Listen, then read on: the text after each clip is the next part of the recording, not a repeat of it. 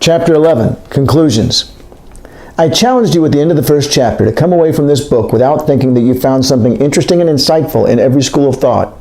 By that, I did not mean that I expected you to become a neoclassical, Marxist, Austrian, post-Keynesian, institutionalist, new institutionalist, feminist, ecological economist, but that you would at some point in every chapter see a concept that made you stop and consider what you had just read. As for myself, I did that very thing many times as I did the research for this volume. I thought I was an open-minded, pluralistic economist before writing this, and I suppose I was compared to many. However, my conviction has been magnified several times over as I have not only learned more about each paradigm, but experienced the kind, enthusiastic, and thoughtful manner in which representatives of the various schools of thought have offered help and criticism. Today, I have an even greater sense of respect for them and their colleagues. Mutual respect is a missing ingredient today, which is part of the reason why so many economists are not bothered to learn anything about alternative perspectives. And that ignorance then reinforces the dismissive attitude. This is unfortunate and something that self-respecting scientists should not do. This is an opinion shared by those in the pluralism movement. They believe that the economics discipline would benefit tremendously from a more open discussion, and that this would lead to a greater understanding and mutual respect. They argue that this is necessary not simply because it would be polite, but because science is not an inevitable march from ignorance to truth.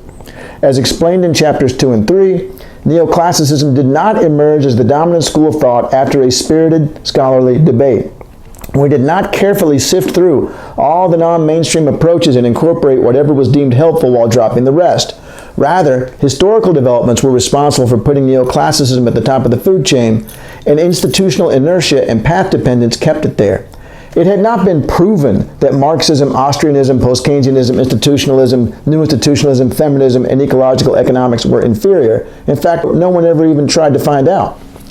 Please note that this is not meant to imply that it is neoclassicism that should be dismissed. Far from it, it has insights every bit as useful and not as the others. Rather, it is the almost complete ignorance of the alternatives that is being decried here. The situation would be equally bad if history had conspired to put the Marxists, Austrians, or institutionalists on top, and then they suppressed other voices, intentionally or otherwise. The problem is that it is intellectually unhealthy to learn only one language.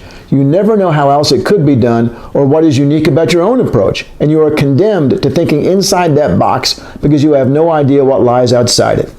As John Maynard Keynes wrote, "It is astonishing what foolish things one can temporarily believe if one thinks too long alone, particularly in economics, along with the other moral sciences, where it is often impossible to bring one's ideas to a conclusive test, either formal or experimental." Of course, your typical practicing economist cannot spend equal amounts of time studying each paradigm. She must, at some level, pick one because it is impossible to express a view except from a viewpoint. You cannot do a study on the impact of the minimum wage law from the neoclassical, Marxist, Austrian, post-Keynesian, institutionalist, new institutionalist, feminist, ecological perspective.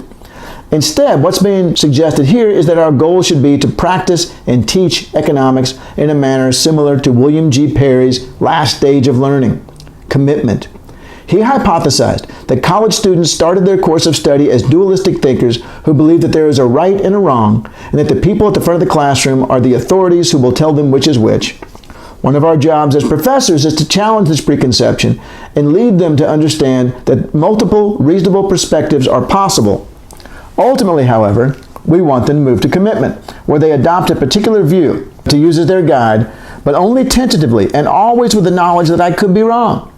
We want them to become mature, skeptical thinkers who realize that knowledge does not increase by slowly moving from darkness to light. In reality, there are tentative steps forward, followed by retreats and changes in direction. Unfortunately, this is not how economics has been done. On the plus side, the pluralism movement appears to be strong and growing. A watershed event was the French student protest in 2000. They made a plea for being taught approaches other than just neoclassicism, which they feared was out of touch with much of how the real world worked. This was an unexpected spark, and it ignited other student protests and led to the foundation of the Real World Economics Network.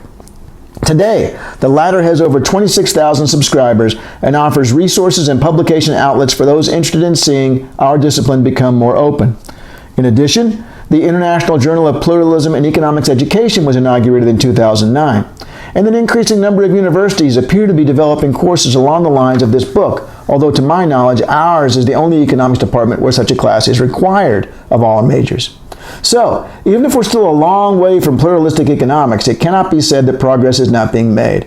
It is my sincere hope that after having read this book, you are now part of that movement as well. One issue remains. I promised in Chapter 1 to conclude by telling you which schools of thought I tend to follow. I was trained as a neoclassical, but eventually found myself primarily in the post-Keynesian and institutionalist camps. Now you know.